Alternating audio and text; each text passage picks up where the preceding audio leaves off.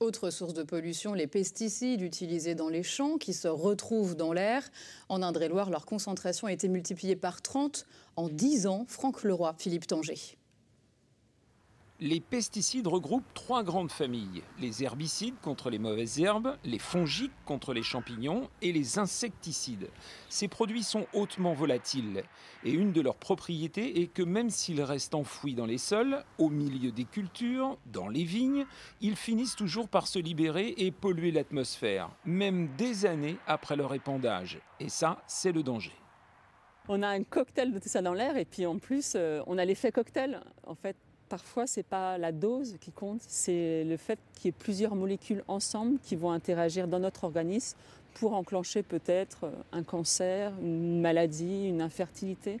Et tout cet effet cocktail, il est peu connu. Les pesticides sont aussi connus pour avoir des effets sur le système hormonal, sur la fertilité.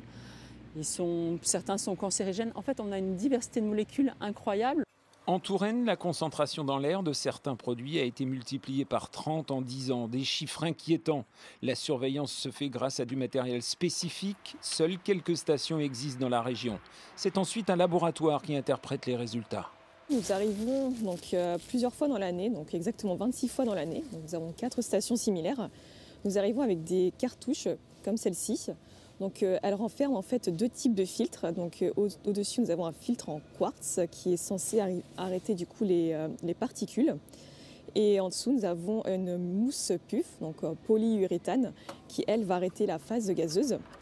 L'inquiétude des scientifiques est aujourd'hui de voir arriver massivement ces molécules de pesticides dans l'eau, avec toutes les conséquences pour la santé humaine. On passe à la revue de presse du jour avec des bâtiments qui menacent de s'effondrer partout en France. C'est à la une de La République du Centre aujourd'hui.